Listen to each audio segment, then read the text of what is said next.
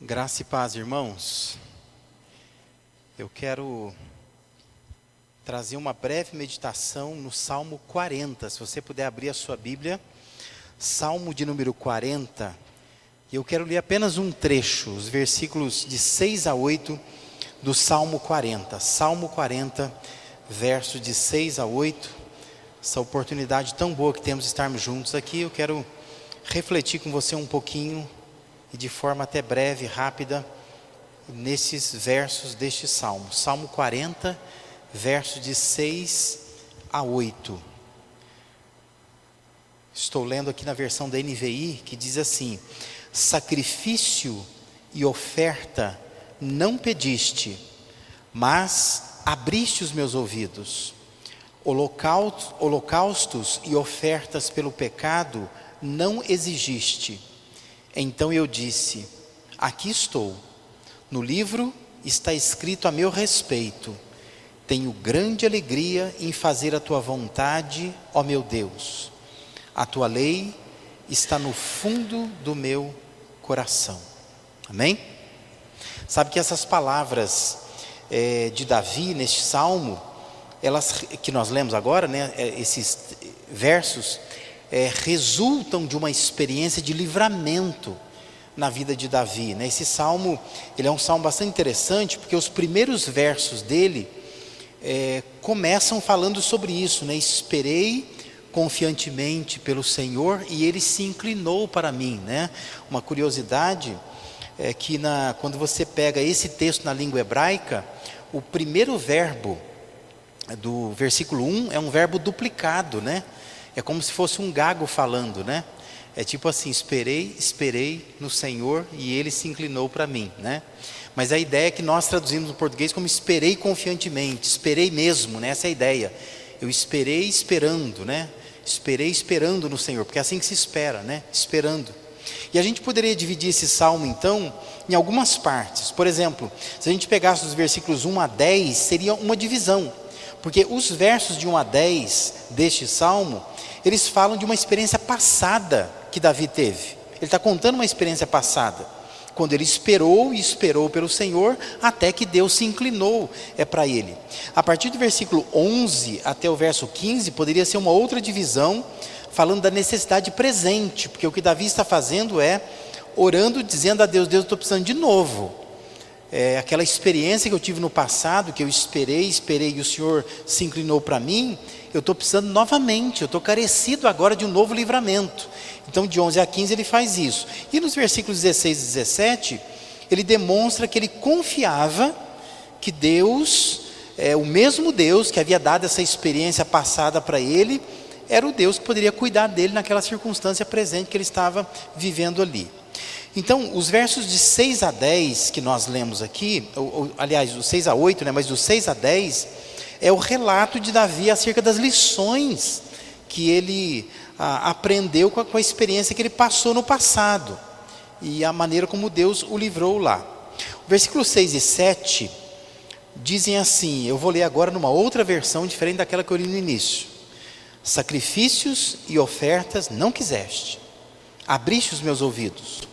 Holocaustos e ofertas pelo pecado não requeres. Então eu disse: eis aqui estou. No rolo do livro está escrito a meu respeito.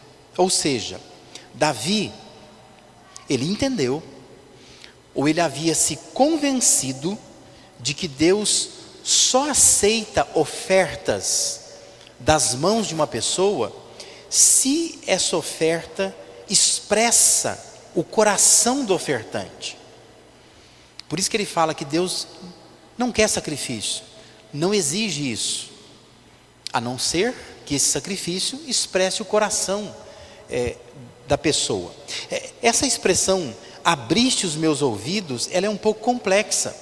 Existem algumas versões de Bíblias mais antigas que vai traduzir assim: ó, as minhas orelhas furastes, né? Há quem entenda que essa ideia da orelha furada tem a ver com Êxodo capítulo 21, quando há uma orientação lá a respeito de escravos domésticos, né? Na verdade, assim, Êxodo 21:6 usa um verbo diferente daqui. Aqui o verbo significa literalmente cavar. É como se Davi dissesse assim, ó, a minha orelha o Senhor cavou, o Senhor rasgou. E é difícil entender essa expressão, porque ela deve figurar alguma coisa. E a pergunta é, o que ela figura, afinal de contas, né? Há então quem pense que é uma relação com Êxodo 21:6. Porque lá em Êxodo 21:6, vai dizer que quando a pessoa tivesse um escravo em casa, e esse escravo deu o tempo, que a lei prescrevia isso, né? Dava um tempo, o escravo tem que ser libertado. Mas o escravo pensa assim, eu não quero ir embora dessa casa, eu gosto daqui, sou bem tratado aqui, eu quero ficar aqui trabalhando, servindo.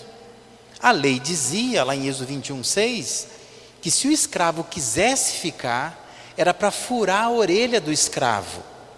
Por quê?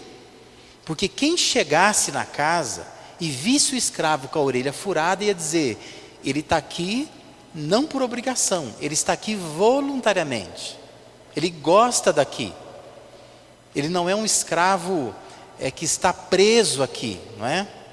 Mas ele é um escravo voluntário, ele quer estar aqui. Então, há pessoas que acham que é isso que Davi está.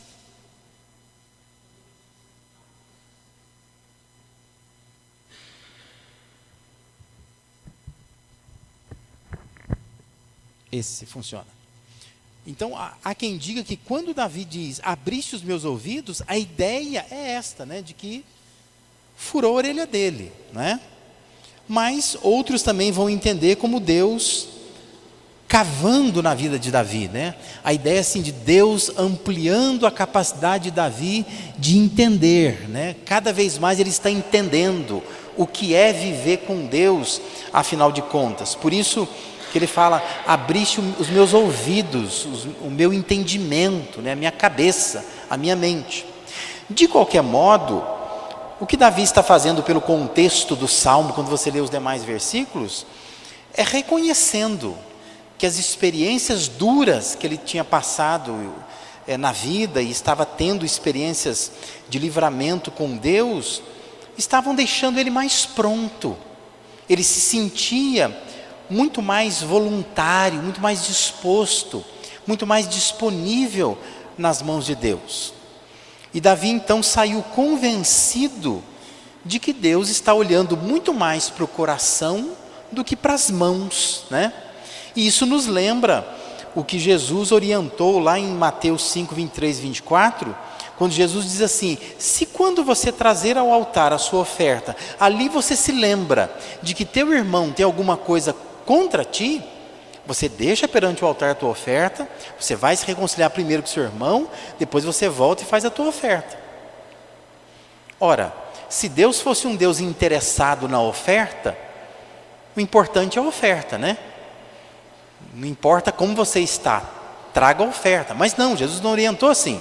Deus diz, olha, se você chegar perante o altar com uma oferta na mão, mas ele você se lembra, puxa, tem uma pessoa que está chateada, aborrecida comigo, eu estou com um problema de relacionamento com alguém, ele diz, deixa, o mais importante é resolver o coração, do que entregar essa oferta, deixa ali, vai resolver com o irmão, depois você vem e continua fazendo seu culto, né? Isso tem a ver com o que Davi está entendendo aqui, né? Com essa compreensão de Davi. Por isso que Davi está dizendo, eis-me aqui. Porque mesmo no Antigo Testamento, Deus estava muito mais interessado na pessoa como sacrifício do que no sacrifício em si. Toda vez que houvesse um sacrifício que a pessoa oferecesse, um animal, por exemplo, lá morto, mas isso estava divorciado daquilo que era em essência a intenção da pessoa, o coração dela, a dedicação dela, Deus não gostava. E você vai encontrar vários textos do Antigo Testamento falando sobre isso. Deus não queria. Deus sempre queria muito mais do que um sacrifício, que a pessoa se dedicasse em sacrifício. Por isso Davi está dizendo, eu estou aqui. eis-me aqui. O versículo 8 diz: agrada-me fazer a tua vontade, ó Deus meu. Dentro do meu coração está a tua lei. Davi estava tendo essa compreensão. Quando a lei está dentro do coração, fazer a vontade de Deus é coisa boa, é coisa prazerosa. Dá gosto de fazer, dá vontade de fazer. Porque eu fui cavado por Deus, né? Deus abriu a minha cabeça, abriu a minha mente, abriu os meus ouvidos. Eu compreendo o que é de fato viver com Deus. E Davi está atribuindo isso às dificuldades. Ele está dizendo: eu aprendi isso aonde? Eu aprendi isso na vivência diária, passando situação difícil. Quando eu esperei pelo Senhor e Ele se inclinou para mim. Queria que você pensasse um pouco nisso, nessa noite aqui. O que a vida faz com você, afinal de contas, né? Aonde ela te leva?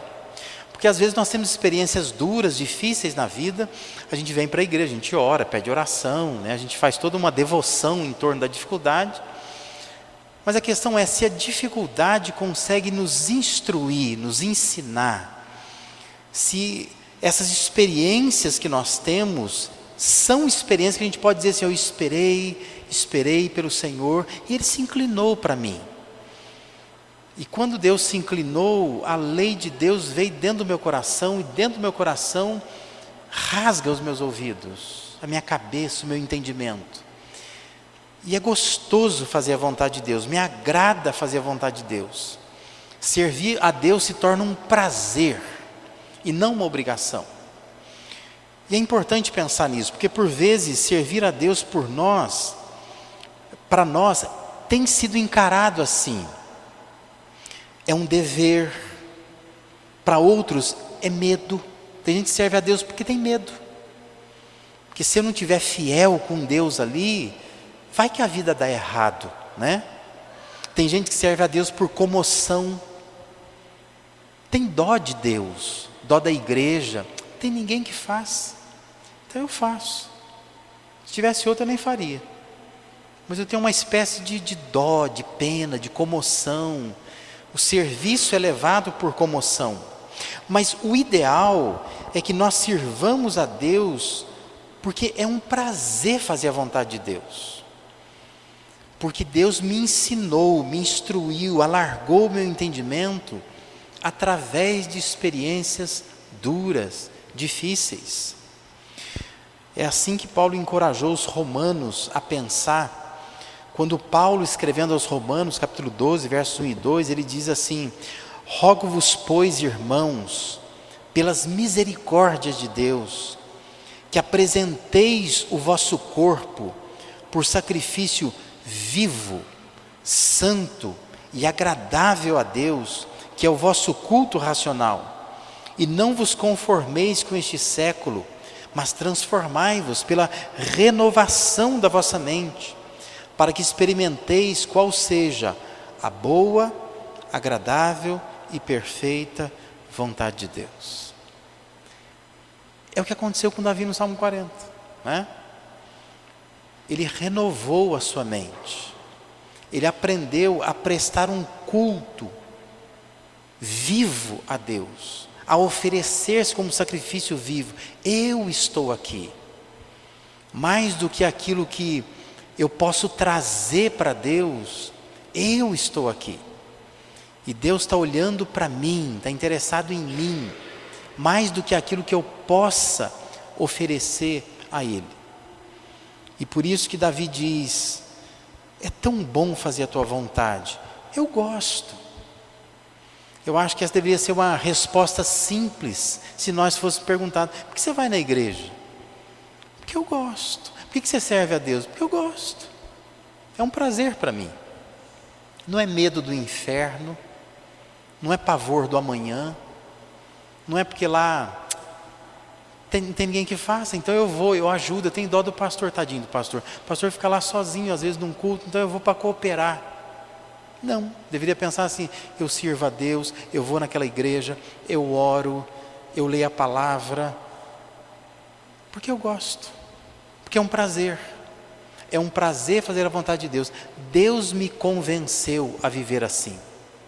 Na escola da vida eu aprendi assim.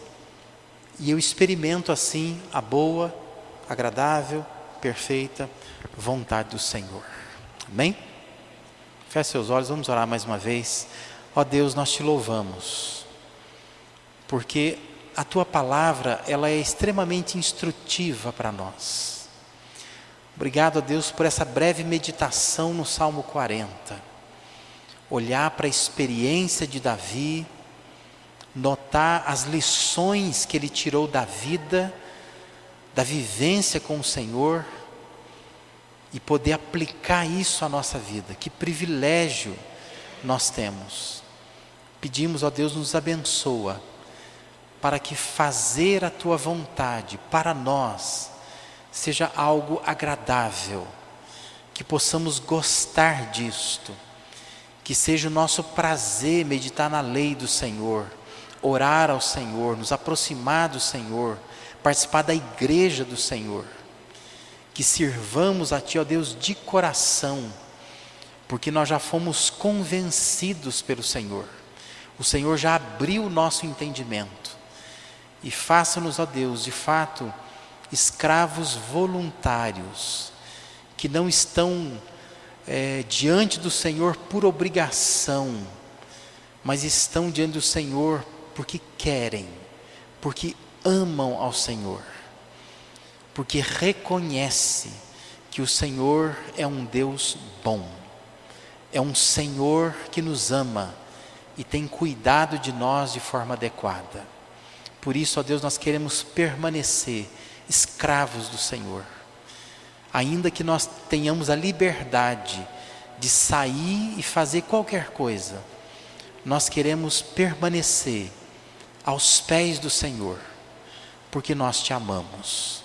Nós agradecemos, ó Deus, por esse culto, por esse tempo aqui, e suplicamos, ó Deus, que o Senhor nos conduza pelos melhores caminhos. Oramos em nome de Jesus. Amém.